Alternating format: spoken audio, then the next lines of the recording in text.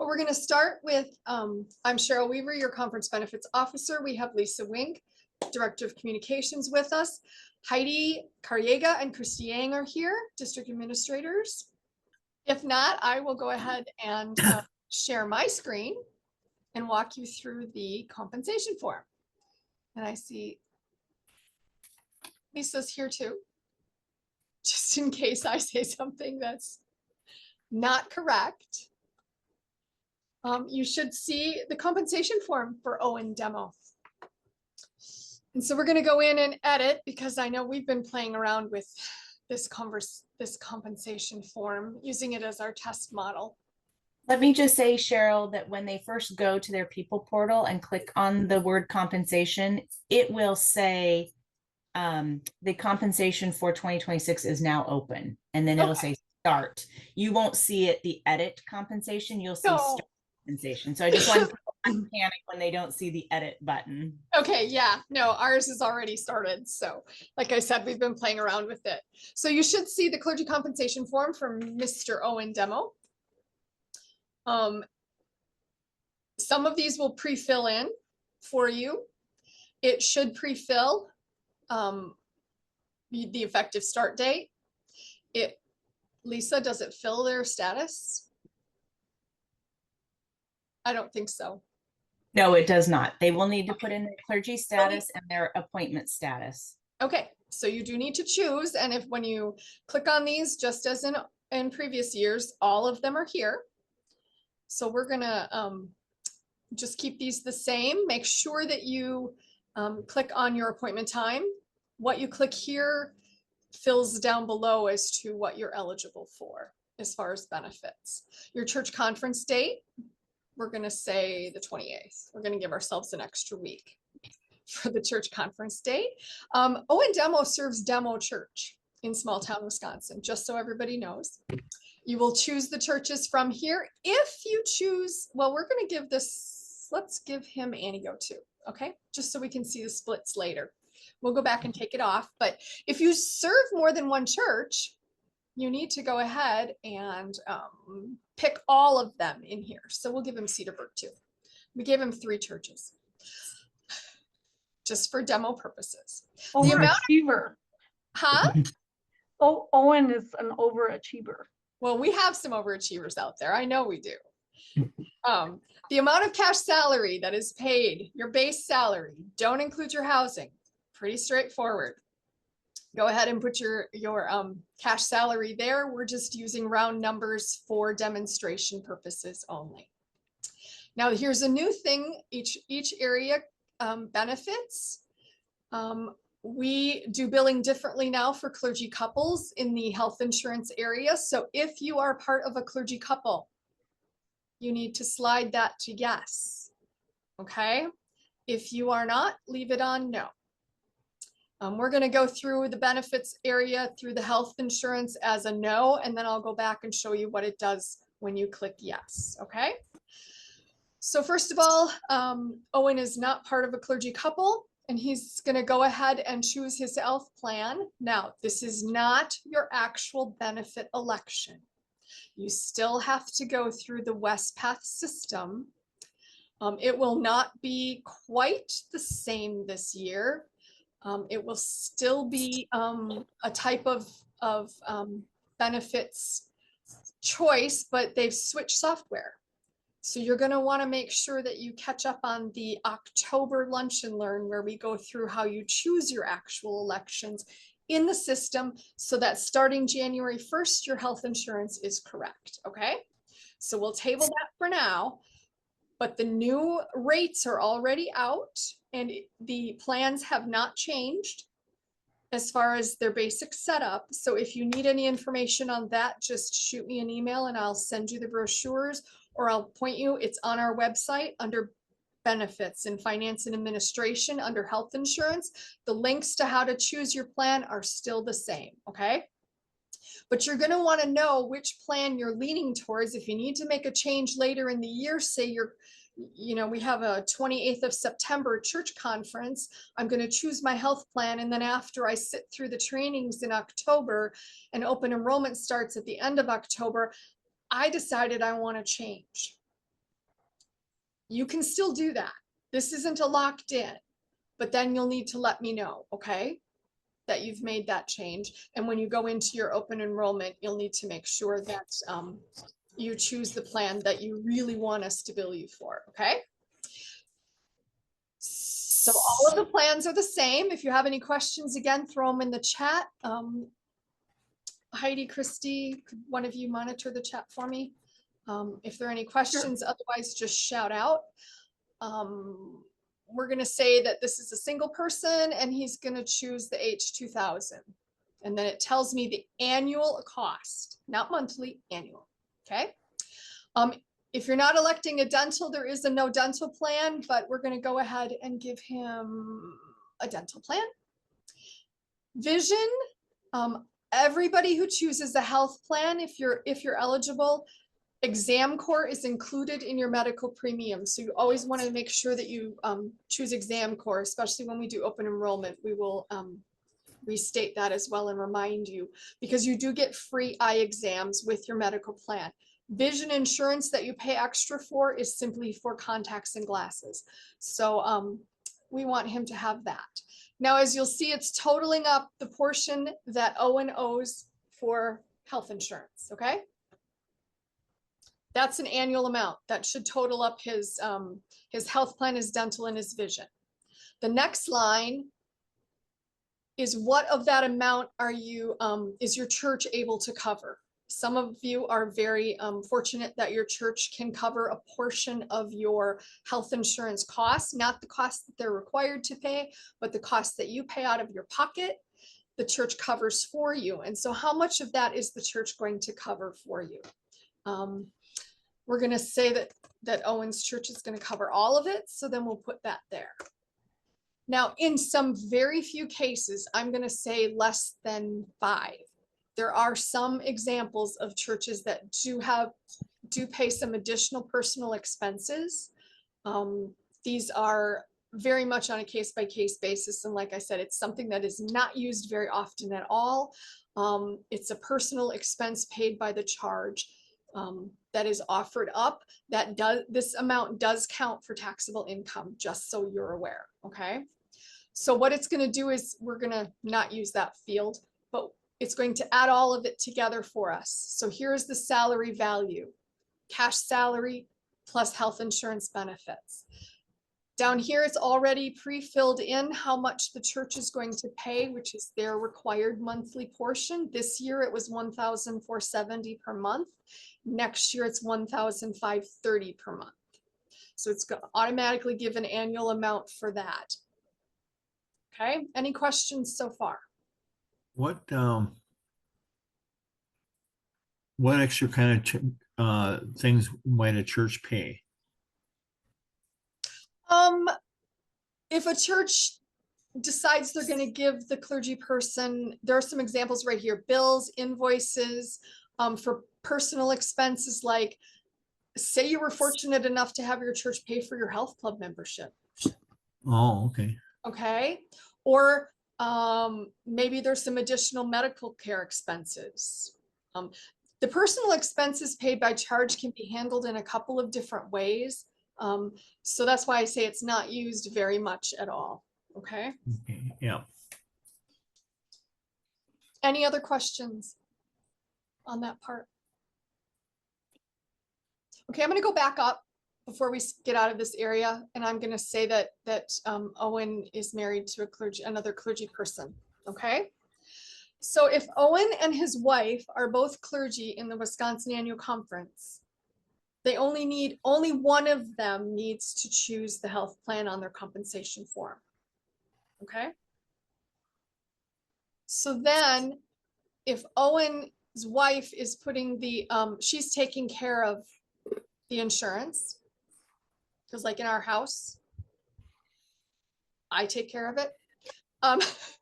Then what, some people are laughing, some people get it. We're going to go down here and Owen's going to say that he's part of a clergy couple and he's going to pick the 0 plan.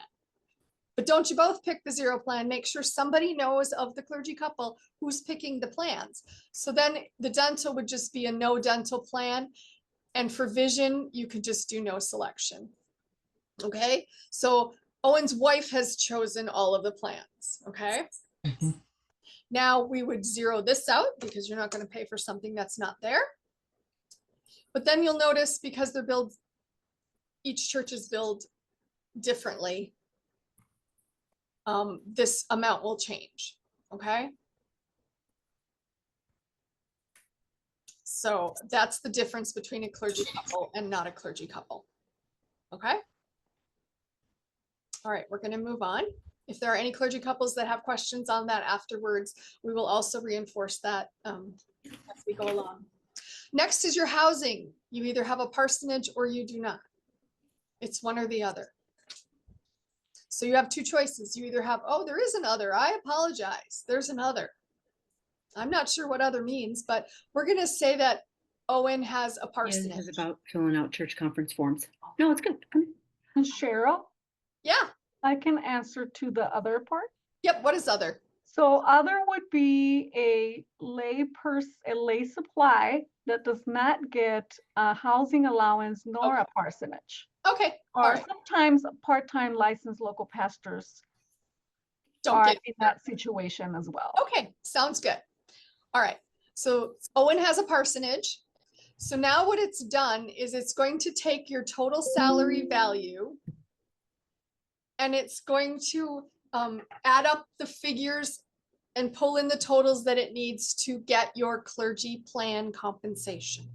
Okay.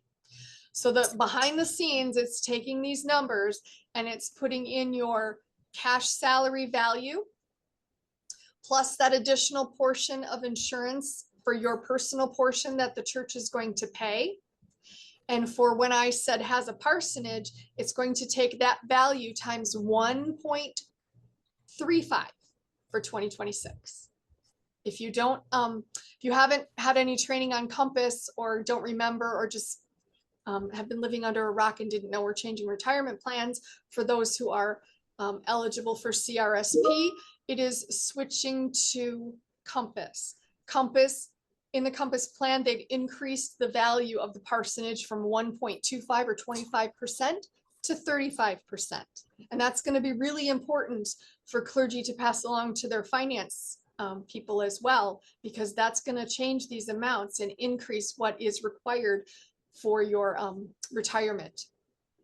It automatically does that behind the scenes and it takes that plan compensation amount and multiplies it by the CPP amount for next year, which has been set by the board at 2%. So it's going to take 2% of your plan compensation and multiply it out there and say that the annual amount the church is going to pay next year for Owen's CPP is $1,350. Okay. For those who are eligible for Compass, when we get done with this, we have time. I'll run back up through what this looks like for someone who is not eligible for Compass, okay? If you're on CRSP this year, you'll be on Compass next year. If you're not on CRSP, you don't need to pay attention to this part. We'll go hang in there. We'll go back and do the portion for that. The clergy contribution to Compass needs to be put in here. Lisa, can you jump on? Yes. Yes. Someone's at the door. And I'm Oh, the only one in the office. Can you cool. jump on? I will take care of that. Sorry about that.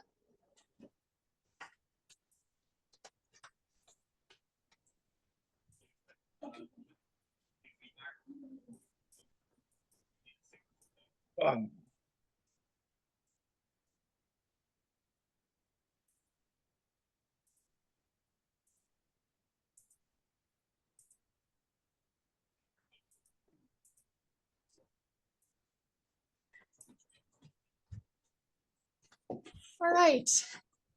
Nobody planned for Amazon to deliver in the middle of a webinar. All right. Where were we? CPP. It's taking 2% of your plan compensation and multiplying it out. Clergy contribution to Compass. This is the part where you're going to have to pay a portion of your retirement. You already do. You put money into the UMPIP plan when you're on CRSP. You have your personal contribution to UMPIP. That is going to be rolled into your Compass plan now. So that amount needs to be here. One thing that's very different for Wisconsin is that you'll notice it's only a percentage. It is not, it doesn't give you a space to put in a dollar amount, okay? Because matches in Compass are only by percentage. So if you need some help with that, let me know. We're gonna have to take everyone's figures and back them in to a percentage amount for next year. So we can certainly help you with that. But you do want to put in a percentage. It's up to 4% match.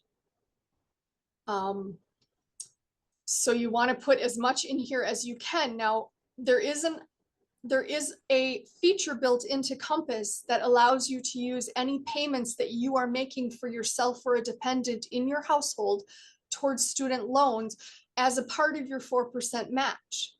So in that case, we're going to have to do some extra math. And you may be only putting in 2% here of your planned compensation because you're going to make up that other 2% in your student loan payments for yourself or a dependent, as long as you are making the payments. Those are self-reported, and you'll get more information on how to do that. If that is the case for you, and you need some extra help with that, please reach out to me. I'm happy to walk you through how to do that. But so in this case, it's going to be 2% because Owen's paying at least 2% for his student loans. It's going to calculate out for you, because it's the same as CPP. It's going to be the same here. What your annual clergy compensation, plan compensation to Compass will be.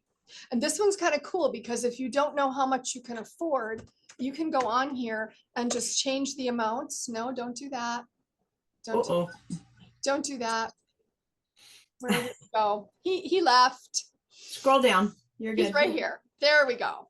And say I want to find out, oh, you know, $4,000 a year. I think I might be able to do that.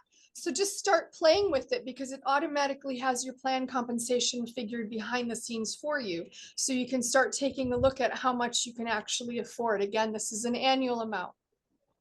And that money is taken out of your paycheck. So we're going to put him back down to 2% for now. The church is going to pay a portion as well, just like they do this year. They pay 10% of your plan compensation towards CRSP. Next year, they're going to be paying 7% of your annual plan compensation.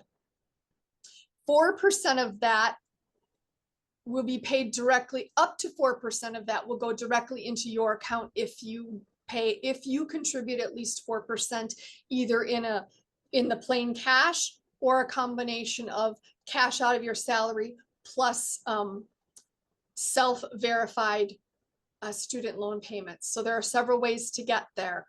But just so you know, the church will be paying 7%. An anticipatory question that I know I'm going to get is, what happens to the extra if you don't put in the 4%? So say Owen doesn't have any student loans, but he's decided he's only going to put in 1%.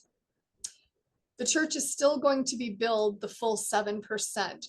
3% of that every church pays as a required portion, and up to 4% of that it will go directly into their pastor's account. There are several reasons why we bill a straight rate versus matching it to what the clergy person wants. Number one, it would be impossible as a billing system to try to go behind the scenes every month and figure out who is giving what percent, because you can change, just like you can change your UMPIP every month. You will be able to change your Compass amount at will, once a month if you want to. It would be a lot of chasing on the billing end of for us. The other reason is that we charge a flat rate to the churches so that everyone's paying the same, so that I'm sorry, I'm losing my words today.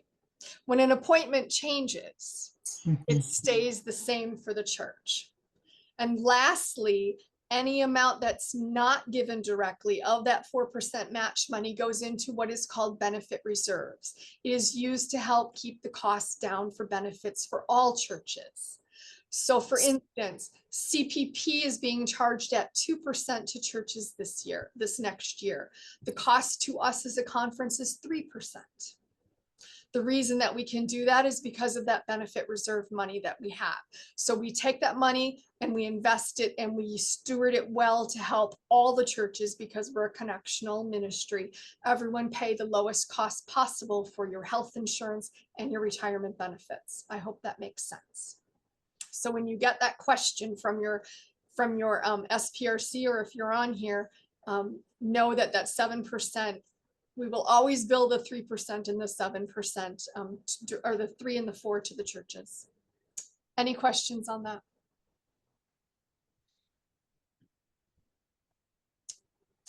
If you've been in any of the Compass trainings, Lisa, did you have a question? No. Okay. There's also a flat rate per month that the church pays for Compass. It's $150 per clergy per month. That rate will stay the same. It goes up in 2% increments per year, $5 amounts. It's very complicated, but just know the next 2 years it's $150 per month. So it's $1,800 per month that the church is required to pay for Compass as well. This calculates automatically. Here's how much the church will owe for retirement for Owen. Then it gives you a grand total of the compensation package, which includes all of the items listed: the cash salary, housing allowance, health insurance, retirement plan, and reimbursement accounts. We didn't give him any reimbursement accounts yet, but we will give him, we did. All of them are spelled out. There's the continuing ed, book expenses, travel expenses. We're going to go ahead and he's going to have $1,000. The bottom, it breaks out the summary of costs to the churches and gives you a total budget impact so that you know. Approvals, I believe this works the same as last year, maybe not. Heidi, Christy? It should. That's Lisa. It should work the same as last year. Okay. Yep. They just need to approve that they have entered the information to the best of their ability. Their SPRC has to have approved it and put in your SPRC chair's name so that if there are questions that we know who approved that. And then type in your name as the clergy person, and then your district superintendent will type in their name, or make sure that they have reviewed it as well. Okay. All right. We're going to go back up one more time here, and we're going to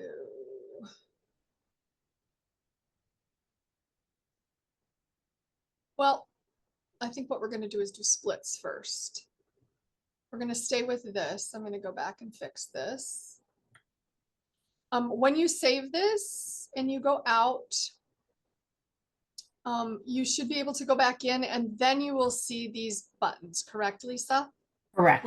Where you can either go back in and edit because you started it and you didn't decide how much you were going to put into your Compass plan, or you weren't quite sure about which health benefit you were going to choose, so you waited a little bit and you went back in. But when you come back out, then you can also manage your splits. And if you click here, it should be the same as it's been in years past, where you can simply assign the amount to each of the churches. Correct. Okay.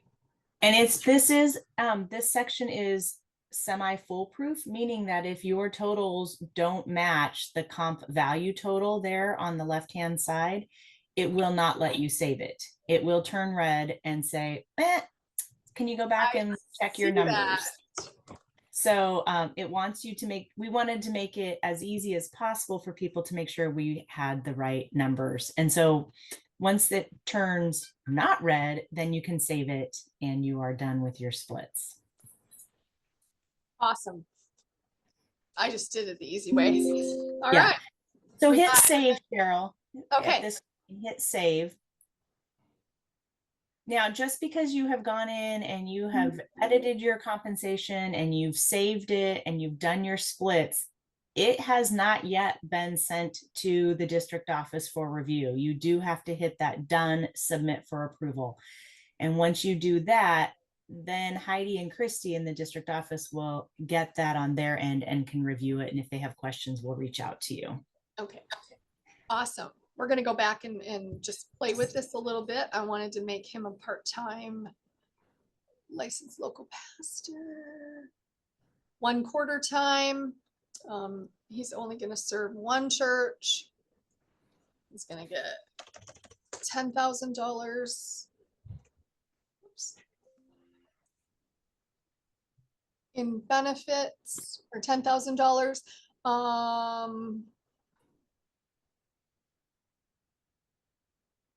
It doesn't give you any options to choose any of the plans, so you don't need to worry about that. And it should go down to your, it will still ask you about your housing. So it will still, if you are even part-time, it will still figure out your plan compensation as $10,000 times 1.35.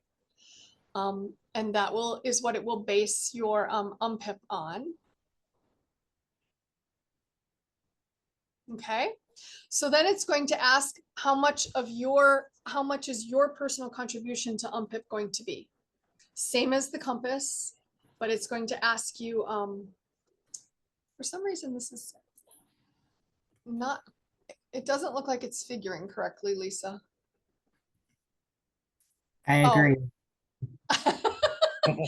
Okay, we're gonna go in and it may be because I didn't save the screen. Lisa's looking at it. We're both going, I'm not sure what's happening here. It should. I might have to save. And You change. shouldn't have had to, but you might need to. Okay. Especially if you've got it open in multiple windows, which I think you might have. I do, and I'm changing it. So that is one thing to remember. If you are filling out your compensation form and you have it open in multiple windows, it does create an error message in the system. So just make sure you have your, click save and then close out that window and then go back in through your people portal when you're ready and open it back up. Yeah, I'm sure that's what it was. I'm trying to break it on purpose, apparently. Because it was not taking the changes. There we go. So the total salary value is still not. Something is not correct there. We're going to figure it out. In theory, we're just going to go with in theory because you all have worked with this program before. When it comes down to here as a 1/4 time, your UMPIP, you're going to put in your amount and then it should give the church required amount. But we're going to go back and behind the scenes as soon as we're done with this call and figure out exactly why it's not doing that. And I'm guessing it's because I've been playing around with it and have just completely broken it. It does at the bottom break down the summary of costs to the church. And I can see because I played with splits and things, Lisa, I'm sure that's what it is. But it does break it down for you, as I said, into the different things. And you do get your approvals as usual. Any questions? I'm going to stop sharing my screen so I can see your faces. I would just say when you go into your clergy compensation form for the first time to fill it out, make sure that you do choose the correct clergy status and appointment time at the beginning. And then that will drive what variables you see down below on your clergy comp form.